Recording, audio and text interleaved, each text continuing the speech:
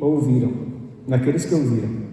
Porque nós, os que temos crido, entramos no repouso, tal como disse: assim jurei na minha ira, que não entrarão no meu repouso, embora suas obras estivessem acabadas desde a fundação do mundo.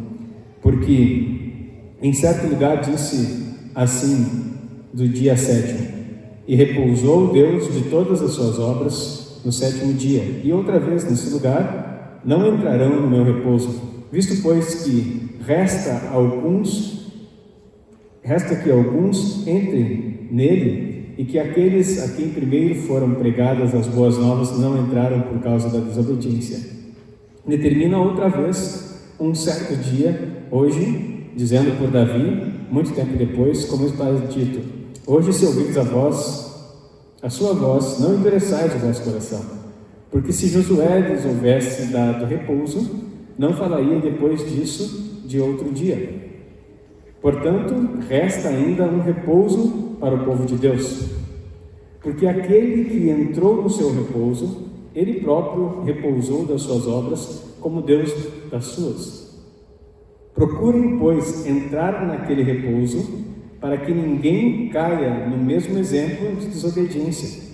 Porque a palavra de Deus é viva e eficaz, e mais penetrante do que espada alguma de 2 gumes, e penetra até a divisão da alma e do espírito, das juntas e medulas, e é apta para discernir os pensamentos e intenções do coração.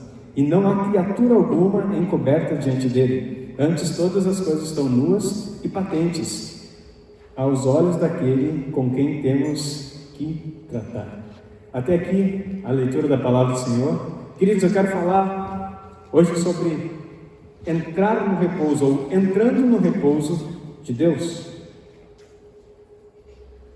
Entrando no repouso de Deus. O texto lido é um texto longo, mas eu explico aqui, há uma correção para a igreja, e o interessante é que a palavra está registrada em Hebreus, e por muito tempo a igreja pensou que Hebreus era algo para os judeus, ou um texto específico para uma explicação específica para o povo de Israel. Entretanto, Hebreus, no seu contexto, daquilo que nós estamos estudando, e naquilo que nós conhecemos da palavra, fala daqueles que atravessaram, que passaram pelas águas.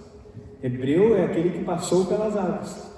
E num sentido profético até mesmo da expressão, Hebreus, então, fala de todo aquele que passou pelas águas. E quem passa pelas águas, segundo as Escrituras? Aquele que nasceu de novo. Aquele que nasce de novo e passa pelo batismo, ou seja, é marcado nessa expressão figurativa, mas também real, né? Porque a palavra diz que aquele que se batiza, ele se reveste de Cristo. Então a palavra escrita em Hebreus era para judeus, sim, mas judeus messiânicos, e para a igreja naquele momento, que vinham da história de Israel, que vinham daquele contexto de uma tribo ligada às 12, e que na verdade agora estavam transicionando o pensamento, não estavam mais presos ao lugar do tempo, agora estavam vivendo a vida de Deus aonde eles estavam.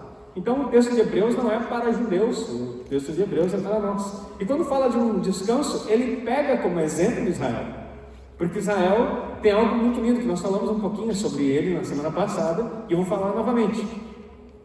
Toda vez que a Bíblia quiser fazer alguma alusão àquilo que Jesus está fazendo na tua história, vai ter sempre a conotação, vai ter sempre a ideia do quê? Da saída do Egito para a Terra Prometida. E na semana passada nós vimos sobre isso, falando um pouquinho sobre os vencedores. E aqui entrar no descanso é também uma obra destinada, ou um privilégio, ou uma recompensa destinada para vencedores. E você precisa entender quem você é em Deus. É algo interessante que nós vamos estudar agora nesse tempo, a respeito de entrar no descanso de Deus e compreender dentro desse texto o que o Senhor está querendo nos ensinar. Quando Israel sai do cativeiro do Egito, da escravidão, a palavra que eu queria, sai da escravidão do Egito, ele é transportado para o deserto, ele passa pelo deserto, ele passa novamente pelas águas, porque o hebreu vem lá de Abraão, quando saiu de Ur dos Caldeus, e teve que passar lá daquela região da Mesopotâmia pelas águas para chegar na terra onde haveria uma promessa. Mas depois Israel marca esse tempo atravessando o Mar Vermelho, também passa pelas águas. Então há uma vida de Deus ali manifesta, um favor de Deus, uma graça de Deus no Antigo Testamento revelado, aonde Ele salva, e falamos já sobre isso, não foi por mérito do povo de Israel, mas simplesmente porque Ele quis salvar. Houve intercessão também do povo de querer sair daquele cativeiro, mas o desejo de Deus era libertar o povo de Israel do Egito. E quando libertou, deu para ele vida abundante. Falamos na semana passada, comentando sobre isso, e repito o texto, que eles saíram ricos de lá, porque o povo do Egito, após as 10 pragas, e a última foi a morte dos primogênitos, eles bem que disseram assim: Israel, vai embora, a gente dá todo o ouro, toda a praga, nós vamos de uma vez, nós não queremos mais vocês por aqui. E aí eles entram numa peregrinação até determinado ponto, onde Deus fala com eles no Sinai, através da pessoa de Moisés, do líder que tinha sido escolhido, e dá as leis, e dá agora aquilo que é o desejo manifesto dele para que o povo vivesse. É claro que essa lei, ela jamais poderia ser cumprida, por causa que a lei ela não era com um desejo que o homem fosse perfeito, mas que percebesse que eles precisavam depender de Deus o tempo todo. A finalidade da lei era mostrar Cristo. É isso que está escrito na palavra, porque o fim da lei é Cristo, o sentido da finalidade da lei é Cristo. Ou seja, Jesus encerrou a lei? Não, Ele cumpriu a lei. E qual era a finalidade da lei? Mostrar Cristo, mostrar que era necessário que alguém vivesse a vida do homem correto para que pudéssemos nós desfrutarmos disso em Deus, porque não é possível que você e eu cumpríssemos a lei. Então a finalidade da lei era mostrar o Messias, era mostrar que alguém teria que vir e substituir nessa vida. E aqui, quando nós estamos falando sobre o descanso, havia uma promessa, e logo em seguida do que eles saíram do deserto e passaram pelo Sinai, Deus já dá uma ordem para Moisés, que está lá em Números capítulo 13, mandando que ele enviasse 12 espias. Você pode ler, anotar aí, Números 13, no verso 1 e 2, fala sobre isso. Deus coloca lá essa ordem para Moisés escolher, e ele escolheu. Pode colocar para nós Números 13, 1. E falou o Senhor a Moisés, dizendo, verso 2: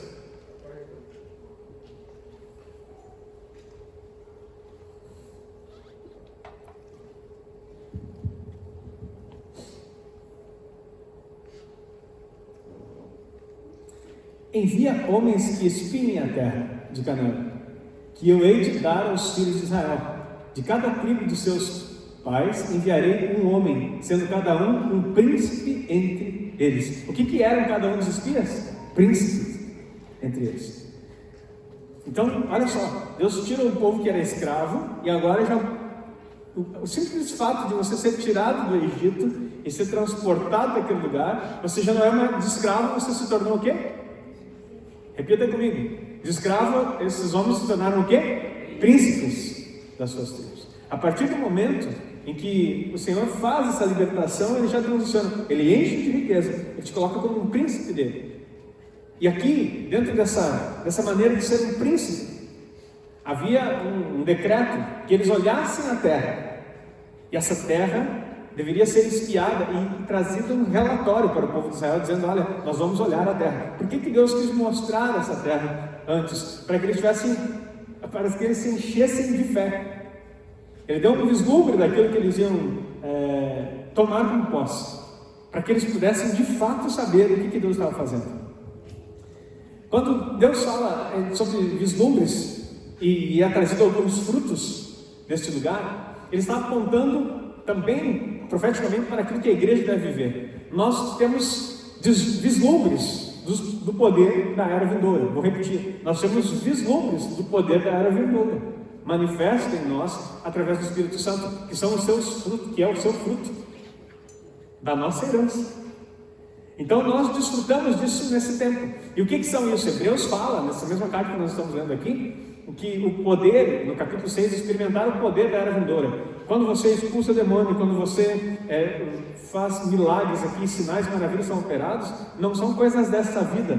É um vislumbre do poder da era vindoura que nós teremos como vencedores. Diga amém. Então nós podemos manifestar isso aqui.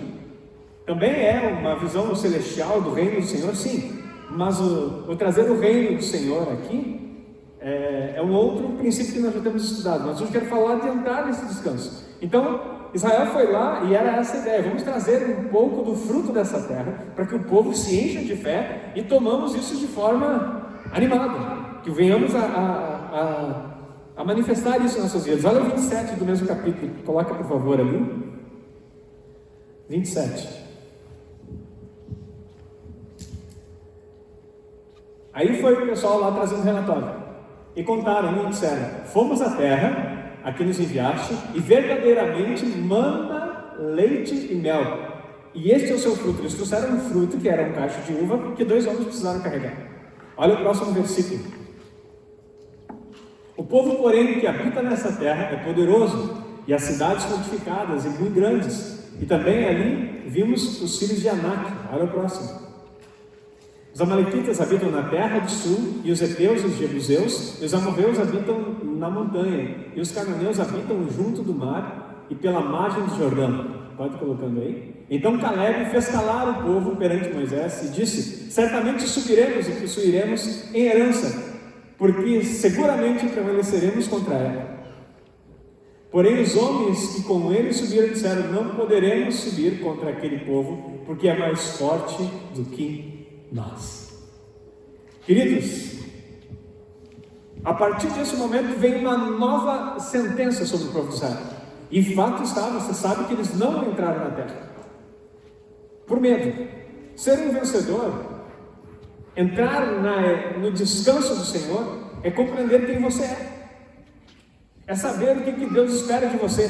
Preste atenção no que eu vou te dizer. A igreja de hoje em dia tem sido uma igreja molenga.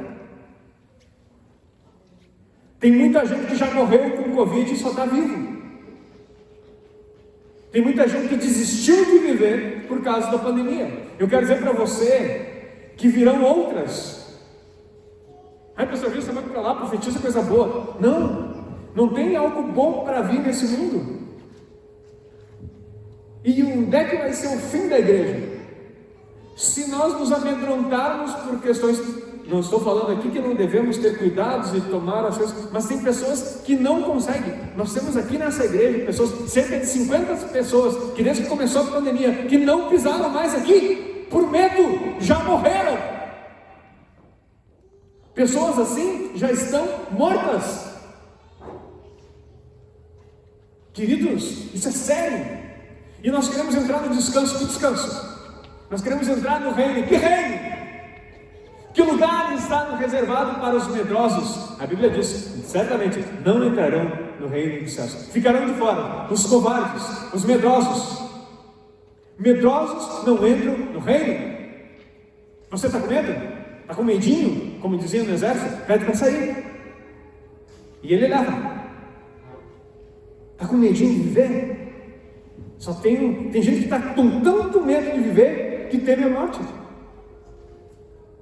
Mas esqueceu que se você não vive, e eu estou falando aqui, queridos, perdi muitos amigos, perdi pastores amigos chegados, que foram padrinhos de casamento, pessoas chegadas, perdi uns quantos por essa praga terrível, mas agora eu estou vivo. E você está vivo. Amém? Você está aqui. Sabe por quê? Porque Deus tem um propósito. Não tinha com aqueles? Claro que tinha. Eu não entendo a soberania e o que Deus quer fazer e as formas. Uma coisa eu sei: se Ele me deu mais um dia de vida, é para que eu vença. Se Ele te deu mais um dia para estar aqui, é para que você vença. E você não pode ser uma igreja molenga. Você não pode ser um povo amedrontado. Você não pode ser como esses 12 espias. Na verdade, 2 não tiveram medo, Josué e Caleb. Foram os únicos que entraram na terra. Quando o medo toma conta do nosso coração, nós comprometemos o propósito de Deus na nossa vida. Você ouviu isso? Se o medo tomar conta do teu coração, o propósito de Deus vai ser comprometido na tua vida. Tanto que o perfeito amor lança fora o quê? Por que está escrito isso na Bíblia? Porque se o amor de Deus, que é perfeito, entra na tua vida, a primeira coisa que ele tem que fazer é o medo, porque o medo paralisa. Mas Pastor, foi só o medo? Sim, o medo ele freia e nos torna desobedientes. É o que o texto está dizendo aqui em Hebreus 4. Não entrarão no meu descanso, porque a ideia era para ter fé. É o que está dizendo no verso 2 do capítulo 4 de Hebreus.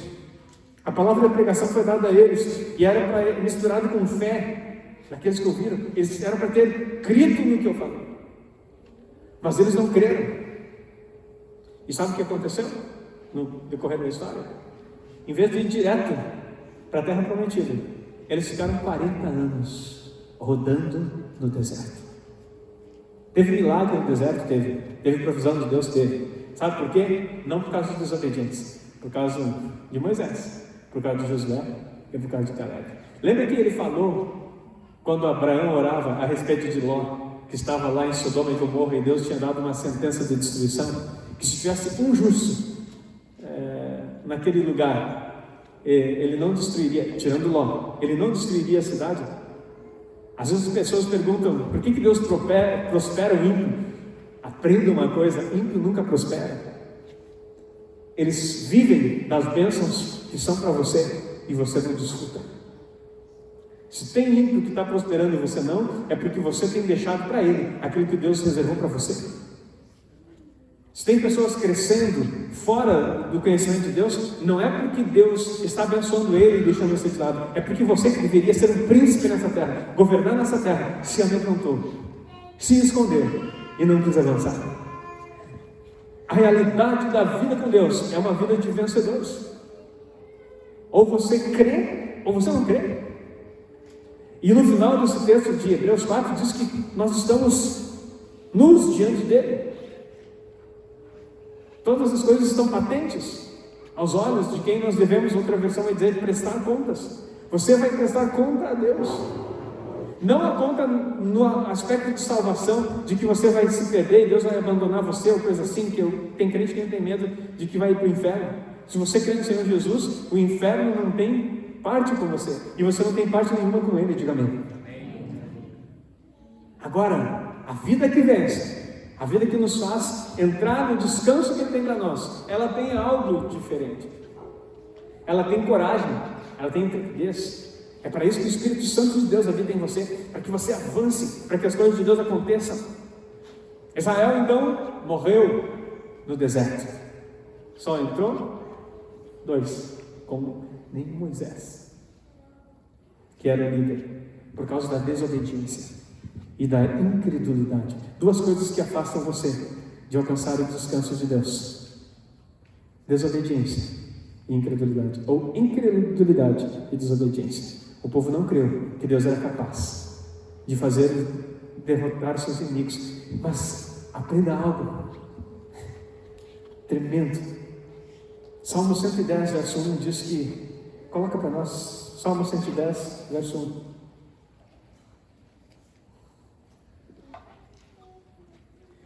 Disse o Senhor ao meu Senhor: assenta-te à minha mão direita, até que eu ponha os teus inimigos por estrado. Aqui diz escabelo, que é o mesmo sentido, estrado dos seus pés. Talvez você não saiba, mas os inimigos eram colocados como estrado dos pés, ou seja, debaixo do governo daquele que os vencia. Um rei era elevado o seu trono sobre o povo na entrada de vitória no lugar onde ele estava. E todos ficavam abaixo do estrado dos seus pés. Não quer dizer que alguns povos faziam de pisar sobre os seus inimigos, literalmente, mas o sentido de elevar. É como eu estou aqui nesse tablado mais alto, nesse púlpito. Aqui é um lugar acima do que estavam, do povo que ali estava. Essa era a elevação, como se Deus colocasse aquele que vencesse numa posição mais alta. E todos se tornaram no nível do estrado dos pés, ou seja, do lugar de apoio dos meus pés. O que Deus está dizendo, e tem 2 aspectos no sentido de uma vitória: os teus inimigos serão colocados como estrado dos seus pés, ou seja, nivelados abaixo da onde você coloca a planta dos seus pés. Sabe por quê? Porque planta dos teus pés tem um sentido de possessão territorial. Quando Deus diz para, abençoando Josué, na sucessão de Moisés, ele diz: aonde você colocar a planta do seu pé será certo. E se Deus está dizendo que vai colocar os inimigos como estrada dos seus pés, Ele está nivelando e dizendo: todos aqueles que se levantarem contra você só vão ter uma função: estar debaixo dos teus pés. Romanos 16, 19, Jesus tem uma promessa, dizendo: brevemente o Deus de paz esmagará a Satanás debaixo dos vossos pés. Tem alguém aí? O que Deus tem para você é colocar os inimigos debaixo dos seus pés, porque enquanto não houver a aniquilação, a derrota, a aniquilação é o término da existência, a derrota daqueles que são seus inimigos, você não pode descansar. Anota isso: enquanto os inimigos não forem derrotados, não há descanso. Pode um exército descansar em meio à guerra? Impossível. Até que os seus inimigos sejam derrotados, não há possibilidade de descansar. Só que tem muito crente que quer descanso agora e quer parar na batalha. Ei, a vida tua é uma constante batalha, não vai ter trégua aqui. Mas você já pode entrar num descanso, e nós vamos chegar nesse ponto aqui. Tem um descanso para você. Mas eu quero te incentivar a entender que a vida é uma vida de batalhas. E essas batalhas, lembra que na semana passada que nós falamos a respeito de Davi? E eu disse uma palavra para vocês, que os gigantes na sua vida não são para trazer medo, mas para te promover. Você precisa entender que cada vez que você visualizar um gigante, há uma oportunidade de promoção. Davi enxergou Golias e já viu o reino. O que vai ganhar para derrotar esse homem? Vai casar com a filha do rei, vai ser isento de impostos toda a geração, vai ter riqueza, vai ter isso, vai ter aquilo, vai ser colocado como rei de Israel, como príncipe. Naquele momento, ele já tinha sido ungido rei. Então o gigante que ele visualizou foi a oportunidade de ele se promover. E falei na semana passada também que ele juntou 5 pedras, não era nenhum outro sentido espiritual, mas porque Golias tinha mais 4 irmãos que estavam juntos e ele viu. Ele pegou uma pedra para cada um. Vou matar o primeiro, se vier os outros 4 eu derrubo também. Pensa num baixinho invocado. Quantos aqui Davi devia ter mais ou menos 1,60 m de altura? Um moço belo, ruivo, olhos claros e pele clara, bem diferente do que era o padrão em Israel. E isso, ele sofreu um bullying e era desprezado pelos outros por causa da sua formosura. Esse bonitinho aí, esse pequenininho aí, e é assim que Deus fez. Aquele que era o improvável, que não passou por escola de guerra alguma, mas foi tirado de trás das malhadas, porque para Deus o treinamento maior é pastorear. Aquele que vence é aquele que está disposto a pastorear. Pastorear não apenas a posição de pastor, mas a função pastoral, a função de apacentar. É o maior preparo para que você seja um vencedor. Porque quem apacenta, não apacenta por si mesmo, mas ouve a voz do bom pastor. E quem ouve a voz do bom pastor, vence. Israel então teve que morrer no deserto por causa da desobediência. E eles ficaram todos prostrados, a palavra diz isso em outros versículos, porque eles duvidaram e desobedeceram. Queridos, Deus quer levar você para o descanso, mas não antes de matar os gigantes que estão na sua vida, não antes de conquistar a terra. O interessante é que 40 anos se passaram no deserto. Caleb tinha 45 quando recebeu a promessa, e quando recebeu a parte que lhe era por herança, ele tinha 85 anos, e ele disse, ele foi pedir para Josué quando chegou, eu quero a minha parte, e era Hebron, cheio de gigantes lá ainda. Ele disse assim, eu estou tão forte quanto eu recebi a promessa. E ele foi lá e matou os inimigos a fio de espada, com 85 anos, 40 anos de espera para receber o descanso. Mas só descansou depois que derrotou os seus inimigos. Tem inimigos se levantando no teu caminho? Talvez o vírus e a pandemia sejam um grande inimigo. Eu quero dizer para você, se você está aqui é porque você está aqui para vencer. Diga amém. Mas vença com coragem, vença com precaução e cuidados necessários. Talvez você não vá usar a armadura que Saul usava, mas Deus tem uma funda e 5 pedras para você matar um a um quando vier na tua direção, porque Ele é quem adestra as tuas mãos para a batalha. É Ele quem faz. Ou você está nele ou não. E aqui as coisas começam a mostrar. E quando ele dá esse exemplo de Davi no capítulo 4 de Hebreus, no verso 7, ele está falando dessa preparação. E no 9 ele diz, portanto, resta ainda um repouso para o povo de Deus. Ainda há um repouso para o povo de Deus. Queridos, nós precisamos desfrutar da vida de Deus para que possamos repousar na sua vontade e nas coisas que Ele deseja. Olha o que diz um texto muito conhecido, Mateus 11, 28 ao 30. Mateus 11, 28.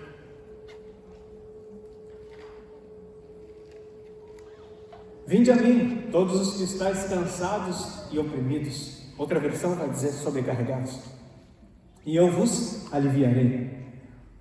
Tomai sobre vós o meu jugo e aprendei de mim, que sou manso e humilde de coração, e encontrareis descanso para as vossas almas. Porque o meu jugo é suave e o meu fardo é leve.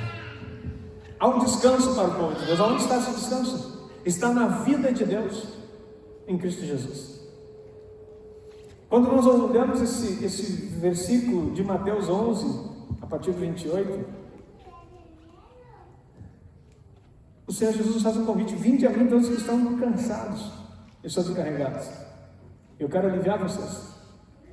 E o interessante é que ele diz assim, um alívio que a gente pensa assim, poxa, eu vou largar todas as minhas cargas sobre Ele, agora eu vou ir para Ele e vou descansar nele. Mas ele começa a dizer assim, olha, tomai sobre vós o meu jugo e aprendei de mim, que sou manso e humilde de coração. Peraí, ele está dizendo, o jugo,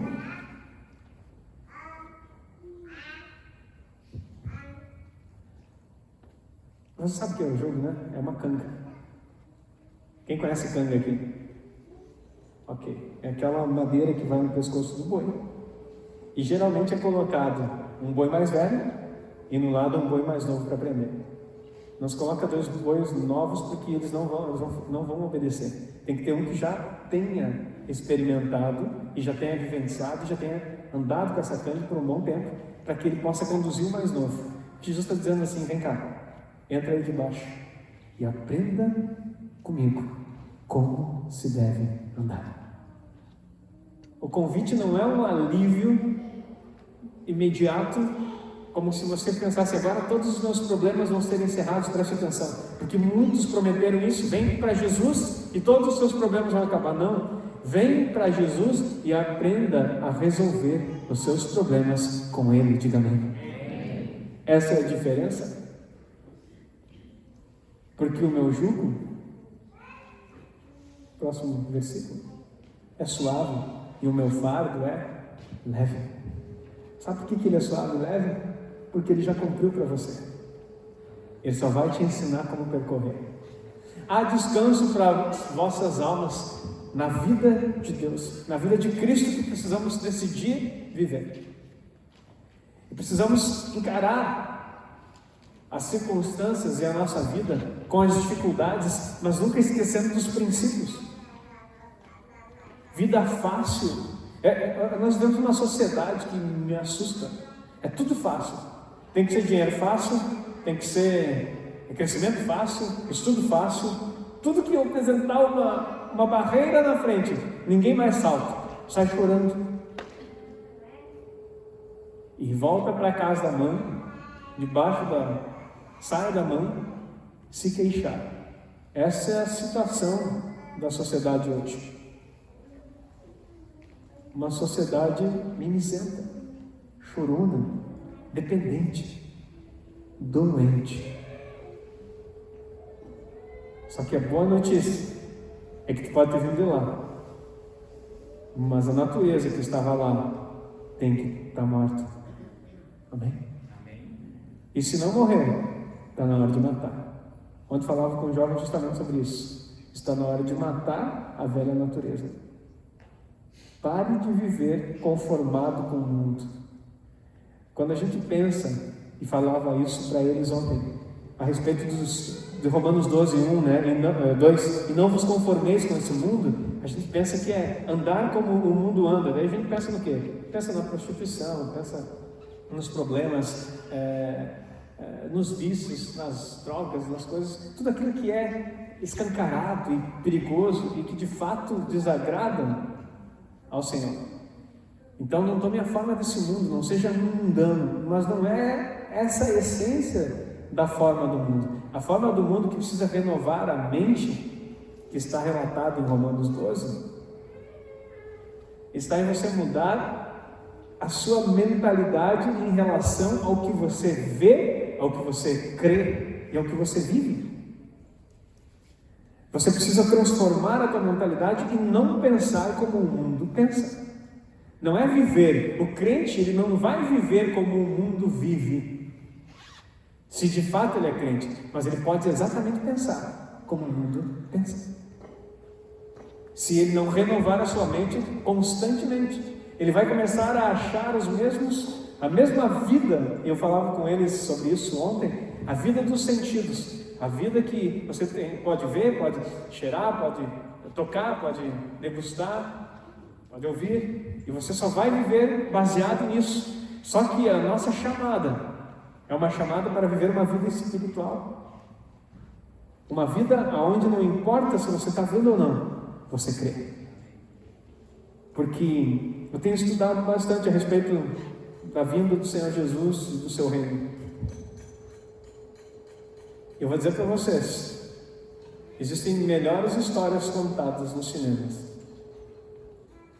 e mais empolgantes a respeito de uma vitória, e que às vezes a nossa mente fica dúbia. Será que não é mais um conto? Porque toda a história humana contada, que busca essa essência de coisas fantásticas que vão acontecer, ela tem um propósito apenas: tirar você do foco da fé naquilo que é a verdade de Deus. O que eu estou querendo? Deixa eu clarear mais. Eu nunca vi tanto filmezinho de vampiro e de zumbi como tem acontecido nos últimos 10 anos, onde fala a respeito de uma vida eterna, de uma imortalidade, na verdade, e de um mundo pós-apocalíptico. Todas as séries de TV mais famosas falam de um mundo pós-apocalíptico. Para quê? Para que você acredite que Jesus não volta, para que você acredite que esse mundo não vai acabar, para que você acredite que tem uma vida, mesmo que seja bizarra, após a morte. E vejo muitas crianças amando esse tipo de filme, porque não são mais instruídas na verdade, são pastoreadas por séries e desenhos tenebrosos, porque a verdade custa, e nem todos os pais estão dispostos a vivê-la, e muito menos ensiná-las. A chamada aqui para os vencedores, que são vocês que estão me ouvindo, é que você desperte e comece a viver a vida de Deus, aprendendo com Jesus. Aprendendo com Jesus. E você pode começar a desfrutar desse descanso nesse tempo. Como assim, pastor? Porque o maior inimigo a ser vencido, a Bíblia fala a respeito da morte, que é o último inimigo a ser vencido. Mas o maior inimigo a ser vencido, para que você possa entrar no descanso de Deus, sabe quem é? Você mesmo, não o diabo. Sabe quando o diabo perdeu? Há mais de 2000 anos atrás, quando Jesus falou, está consumado. A partir de então, só os derrotados emprestam a sua vida para ser manipulada por Satanás. Aqueles que não descobriram quem são em Cristo e que não descobriram quem Cristo é. Se você de fato entendeu quem é Jesus, e se você de fato entendeu o que Jesus é na sua vida, você vai entrar no descanso, porque você vai se apropriar da vitória que Cristo já conquistou. Só que aí tem um jugo, e o jugo não é comportamental. Enquanto que o boi aprende no comportamento do mais velho, nós aprendemos com Cristo na vida dele em nós. Porque se morremos com ele, a vida dele ressuscita em nós. Aprender dele, ouvir o que ele tem para dizer, não é uma prática religiosa e uma sequência de cultos, mas é você se colocar diante dele, na sua palavra, nas suas promessas, e dizer: Espírito Santo de Deus, o que tu tem para mim hoje? Fala comigo, eu estou aqui para te ouvir. Mas pastor, se ele não falar, você acha que ele vai falar com voz auditiva? Há tanto barulho nos teus ouvidos que ele não quer falar com os teus sentidos.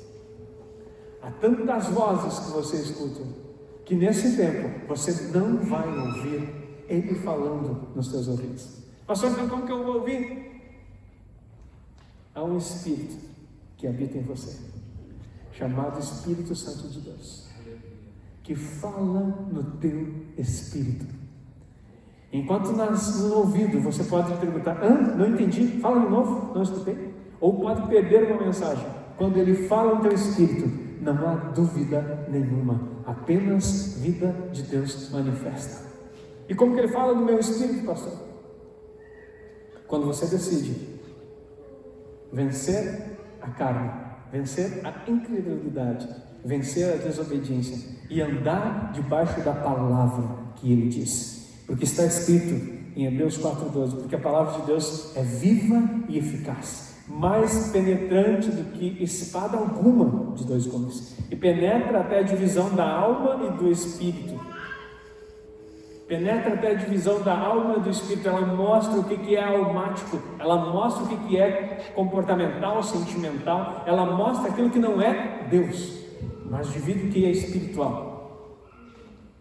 E é apta para discernir os pensamentos. Aí vem a mudança, a metanoia que eu falava com os jovens homens, a mudança de mente, e as intenções do coração. Ele revela, ele mostra, ele quer fazer isso em você. Queridos, quero finalizar aqui, mas falar algo importante para você. Apocalipse 12 fala que a igreja, a mulher, vai dar à luz a um filho varão. Esse filho varão é você e eu. Diga amém, por favor. Vou te dar mais uma oportunidade de ser um filho varão. O filho varão é você e eu. Amém. E esse filho varão é a parte mais forte da mulher. Israel saiu da escravidão e levantou o príncipe. E mandou os príncipes, que são a parte mais forte do seu povo, para possuir a terra. 2 foram príncipes e valentes, o restante morreu prostrado. Eu quero dizer para você: Deus tem levantado um filho varão, que são os vencedores. Filho aqui não é uma expressão bíblica, mas está falando de homens e mulheres que são vencedores, porque sempre Ele escolheu. Salmo 125, verso 1 diz: os que confiam no Senhor são como os montes de Sião. Quem? Põe para nós Salmo 125, 1. Os que confiam no Senhor não é serão, são como os montes de Sião, que não se abalam, mas permanecem para sempre. Ele está falando de quem aqui? De nós. Os que confiam no Senhor são como os montes de Sião, que não se abalam, mas permanecem para sempre. Sião é a parte mais forte de Jerusalém. Com quem o Senhor compara você? A parte mais forte sempre é a parte que vence. E Deus não te fez fraco, porque a palavra dele declara: diga ao fraco, sou forte. E falando ao apóstolo Paulo, dizendo que o meu poder se aperfeiçoa na sua fraqueza. Não tenha medo, não paralise. Se somos como Sião, talvez você não compreenda a geografia, mas se você já andou por lá, ou olhar pelo Google pelo menos, você vai ver que Jerusalém está sobre o monte Sião firmado. E ao redor de Jerusalém há uma península que fala, de montanhas, dos montes de Sião. Sião é a terra onde está Jerusalém, e todos os montes. E dentro desses montes, ali tem o Monte Moriá, que é uma extensão do Monte da Caveira também. E assim por diante, tudo está fundamentado ali. E a palavra está dizendo que eles permanecem para sempre. Porque o Sião terreno é um reflexo do Monte Sião celestial. Como nosso Deus é conhecido, o Deus da montanha. Porque há no céu um Monte Sião, num lugar celestial, onde Ele habita hoje. Há um monte chamado Sião, do qual os vencedores se encontrarão com Ele no Monte Sião, antes da vinda do reino nessa terra. O meu desejo é que essa palavra impacte o teu coração e te chame a um novo tempo na vontade de Deus, porque não depende do que é dito no púlpito, mas do que é dito no secreto, entre você e Deus. Aquilo que você se compromete com a palavra dele, aquilo que você recebe nele. Você foi chamado para entrar no descanso, e Deus tem um descanso para você, que pode ser desfrutado hoje, na vida do Senhor Jesus, vivendo em você, porque Ele já venceu, e quer te ensinar o caminho, aprendendo dele, a forma como você deve vencer, como Ele venceu. Se coloque em pé, eu quero orar por você.